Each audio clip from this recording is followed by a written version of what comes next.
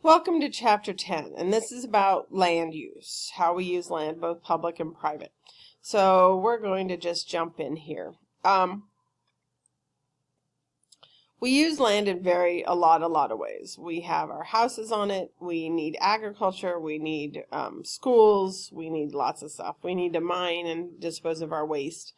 Lots and lots of ways we have to use land, probably a lot more than you've ever actually thought about. So take a minute and just think about all the ways and all the things we have to have. We have our malls and our roads and our schools and our houses and our farms and our cows and our, all that kind of stuff. We use a lot of land. Term you should know is heat island. A heat island occurs when you have an area that is basically paved. Pavement absorbs heat and then it will radiate that heat into that area. And so usually your cities are hotter, warmer than the outlying country areas. So that's something to keep in consideration when you talk about things. There are a lot of laws involved in land use. There's a couple you need to know, and we'll talk about those as we go through them, but there's not a lot of laws you need to know for the AP exam. But if you ever go into anything with regards to development, there's a lot of laws about what can and cannot be developed and what can and cannot be done. So, and that's for our benefit.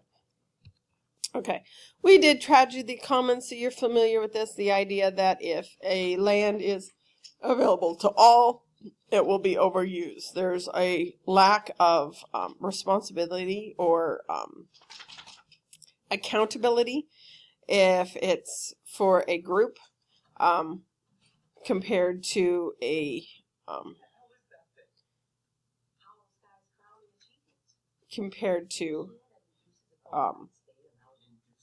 if it was individually owned. So be familiar with that. Okay. And again, here's tragedy of the commons. If everybody put only a couple sheep on, everything's fine, but everybody puts lots of sheep and you actually destroy your environment. Again, tragedy of the commons. Okay.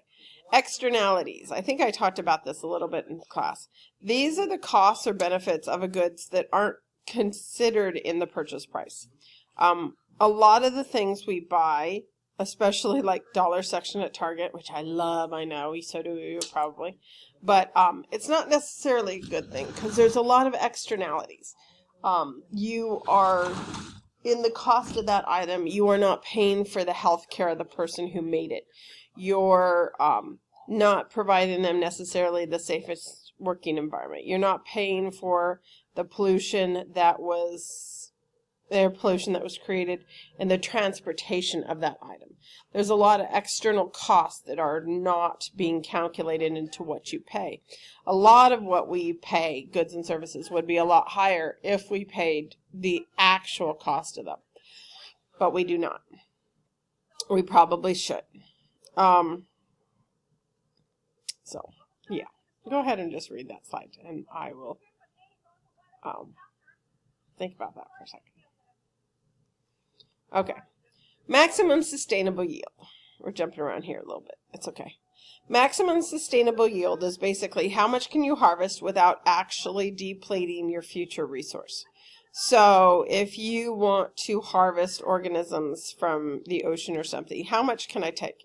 And maximum sustainable yield is actually about half of the carrying capacity. So if this is the carrying capacity is 500, so around here about 250, which is half of that, is your maximum sustainable yield. So I can take everything over 250, but I leave my 250 organisms. So they have a very rapid reproduction here, and they can basically grow back every year. So I just don't want my population to go below 250, half of the carrying capacity. Whatever it goes over that every year is what I can take, but never less than 250. Because if I get down here, my reproduction is pretty slow, and my population is going to decrease because I'm going to take more than it can withstand.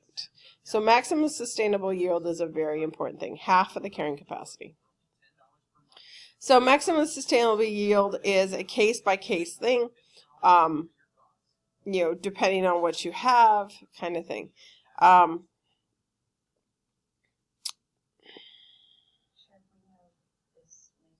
Unfortunately, for a lot of organisms, like fish, it's very difficult to determine what the carrying capacity is. And what we have found is over time is we're fishing them down to nothing, and their size is decreasing and that kind of thing. So we have to be very careful, especially when it comes to fish and stuff. But like if you have your cattle and stuff like that, you still want kind of the same thing. You want to leave enough to make more babies for the next year kind of thing. So sustainable yield is a very important thing when harvesting from nature especially.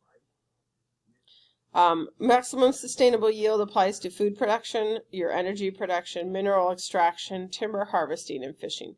So again, you don't want to take everything because then you're going to deplete it. So we have to have what we consider our maximum sustainable yield for everything. What can we yield year after year without depleting the source, without destroying the land and creating too much pollution? Okay. Let's move on to protected public lands. 11% of the Earth's land is protected. That's it, only 11%. So not a huge percent. There's 6 international categories of protected land: national parks, managed resource protected areas, habitat species management areas, strict nature preserves and wilderness areas, protected landscapes and seascapes, and national monuments. In the U.S., our policy and laws for public lands have been based on resource conservation ethics. So conserving resources. Even our national parks, most of them, are based on geology, not species. Okay, so Yellowstone was created because it's a hot spot and it has the geysers and the hot pots and those kind of things, not for the grizzly bear.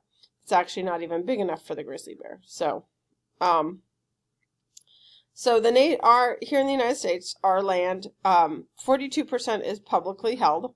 25% is federal, and most of the federal land is actually out in the west, where it's kind of deserty areas and not exactly what we want, not exactly the best areas to live and farm and that kind of thing. So a lot of our, unfortunately, publicly held land is land that we don't want. It's the high top mountains that are too cold and nobody's up there kind of thing. So it's not, the valuable area is privately held. So you can see, not a lot of us is protected. Most of it's not protected. Okay. Public lands. National parks, they're managed for scientific, educational, recreational things. You can go hiking, you can go check them out, take photography, that kind of thing, have a good time. Thank goodness we have gotten to the point where we start regulating how many people go into our national parks because they're getting very popular, and we don't want to overtax them by having too many people, because too many people can cause a lot of problems. Please realize when you are in a national park, be very careful. You see the silly videos of the people doing really stupid things. Those are wild animals. Leave them the hell alone. Do not go near them. They can attack you. They can bite you. They can hurt you. They are wild animals. You are not in some kind of zoo. So I keep seeing videos on Facebook. It makes me want to slap somebody. Oh, I probably shouldn't have said that. Oh well. It's true. Managed resource protected areas. These are areas that are for use, for biological, mineral, recreational use. And they're managed for that use. So we might run cattle on them. We might mine something out of them. A lot of those are done by BLM, Bureau of Land Management. You should be aware of who oversees these. U.S. Forest Service, I think, oversees most of your national parks. Habitat and species management areas. These are areas that are held because of a species, because of the biology of the area is so important. There's a certain species that is there, so we protect it, or there's a certain plant that there's some kind of unique environment, so we protect it for that reason. Your strict nature reserves and wilderness areas are also to protect species in the ecosystem. But a lot of times these are also the tops of mountains where nobody wants to go anyways. Unfortunately, that happens a lot. It's kind of a catch-22 kind of thing. Landscapes and seascapes are usually for tourist and recreational areas, pretty things. They're considered a resource. National monuments are set aside because of special natural cultural interests. A lot of times our national monuments are historic sites, the Alamo and that kind of thing. So, okay. Bureau of Land Management is a very important federal agency. They oversee the use of land, so grazing, mining, timber harvesting, and recreation. I worked with a lot of BLM guys back in California because they oversaw a lot of the area around us. U.S. Forest Service oversees timber harvesting, grazing, and recreation of some areas, grazing by cattle or other organisms, and of course forestry.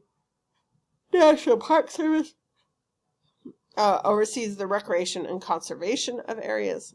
Fish and Wildlife Service do wildlife conservation, oversee hunting and recreational stuff like fishing and all. So just what the organization. Lots of good jobs with them if you're interested. I kind of want to move this along. Rangelands. I'm going to try to do this one in two videos. Rangelands are areas where we run cattle or other organisms. Usually here in the United States it's cattle, but it could be sheep or goats or something like that, but it's usually cattle. Unfortunately, there's a lot of problems with rangeland. We over-range them. We allow them to eat too much. And a lot of this stuff, this is marginal land. This is land that's not sufficient for agriculture. You can't grow anything on it, so it's too dry for that. So we put cattle on it, but we often overgraze them. We let them stay on there too long. They eat too much of the grass won't come back. And desertification is a huge consequence of overgrazing the rangeland. So that's a big, big, big thing. You should be aware of the Taylor Grazing Act of 1934. Basically, it oversaw our grazing, our public grazing land in our federal lands. And it's by permit, and it limits the number of animals you can have on there. And the idea is to decrease the amount of overgrazing. The cost of the permit is pretty low, and it doesn't oversee the cost of actually overseeing all the rangeland and the grazing land. So it's a catch-22. It's not really sufficient, and over-harvesting or overgrazing is still occurring, unfortunately. Most of this stuff is regulated by BLM, Bureau of Land Management. So,